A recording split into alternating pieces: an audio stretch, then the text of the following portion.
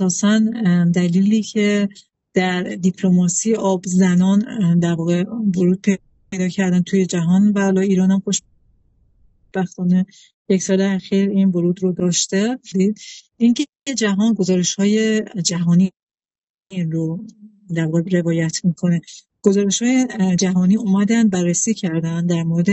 اینکه توی مناقشاتی که پرونده‌های مناقشه آبی که وجود داشته توی جهان، توی بحث‌های آب‌های فرامرزی اومدن بررسی کردن، دیدن جایی که زنی در اون در واقع تیم بوده، تیم مذاکره کننده برای اینکه حالا برسن حل منازعه بکنن، اون جایی که زن بوده احتمال حل مناقشه میره بالا. یعنی این رو گزارشات جهانی هم در واقع گزارشات مؤسسه آب ژنو، هم گزارش سازمان ملل، مؤسسه محیط زیست آب سازمان ملل، اینها دارن چنین چیزی، یعنی گزارشات مکتوبی که منتشر هم شده داره چنین چیزی رو نشون، و همین باعث شد که اساساً بیان توجه کنن به مباحث در واقع مدیریت زنان در منابع آب. چون ما توی بحث‌های جنسیت و آب، حالا به طور خاص با تجربه سوال شما من دارم خدمتتون عرض میکنم، توی مباحث جنسیت و آب خب توی همون حالا تقریبا دهه 60 بیشتر به زنان پرداخته میشد به عنوان کسانی که از موضوع کم آبی یا موضوع آب آلوده یه جوری به عنوان قربانی بودن، یعنی اونها رو به عنوان ابژه میدن که حالا باید اون مسئله رو برای اونها حل بکنن. ولی از دهه 80 و 90 به بعد دیدن که زنها اتفاقا میتونن نقشی رو داشته باشن در مدیریت یکپارچه منابع آب، میتونن نقشی رو داشته باشن در حکمرانی آب، و اونجا ادبیات این حوزه شکل و بعدها اقدامات جهانی که حالا ما شاهدش هستیم که یکی از عرصه‌ها همین عرصه دیپلماسی آب هستش که تجربه خیلی موفق رو مثلا ما در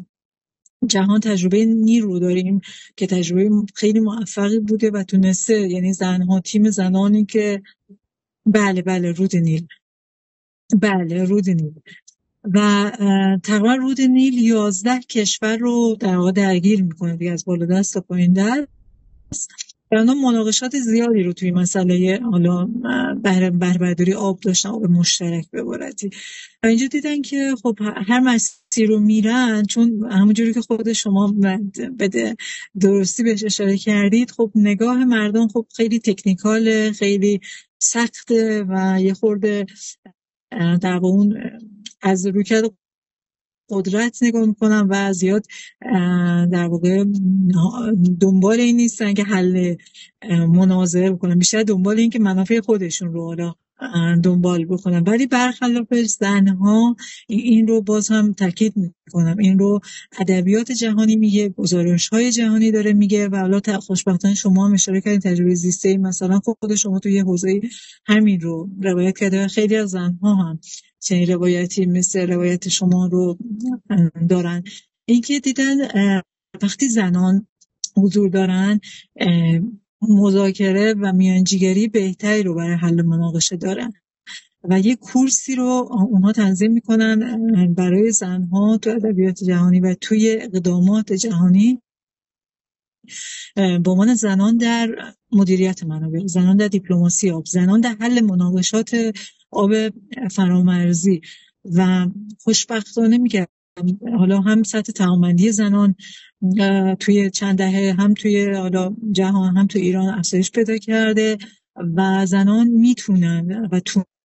تونستن در واقع اون روایت خودشون رو داشته باشن و تونستن که یک ادبیاتی رو خلق کنن که حالا اگر زنان ورود پیدا کنن توی حوزه مدیریت آب، توی حوزه حکمرانی آب، توی حوزه دیپلماسی آب،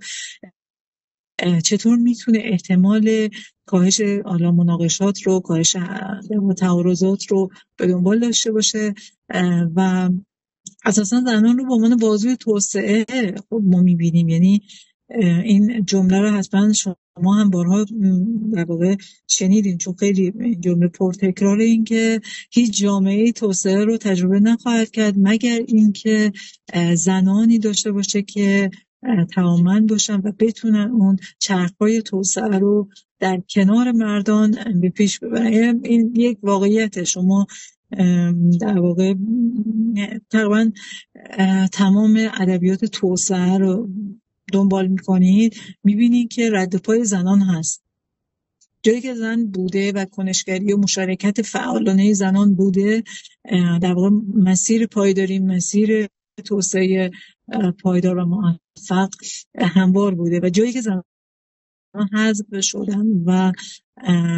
در واقع به حاشیه رفتن و یا حالا میشه گفت براشون تصمیم گیری شده، میبینیم که در واقع دستاوردهای کمتری رو داشته و واقعیت اینه که زنان در واقع یک نیمی از ظرفیت هر جامعه هستن و پتانسیل‌های خاص خودشون رو دارن و توی مسائل محیط زیست و مسائل آب هم ما الان میبینیم که در واقع رئیس سازمان حفاظت محیط زیست خانم هستن و یه مقایسه میشه کرد. یعنی حالا این کار رو من حقیقتش انجام ندادم، ولی میشه یک در واقع دنبال کرد که اقدامات که مثلا حالا بعد از اینکه دوره مدیریتیشون تموم شد، بیاین یک بررسی بکنین که در دوره مدیریتیشون که یک خانم بودن چه مسائلی بیشتر مورد توجه بوده و در دوره مدیریتی که یک آقا بودن چه موضوعاتی دنبال میشد. قطعا این تفاوت وجود داره، کما اینکه من حداقل این رو تو رصد فردی خودم دارم میبینم.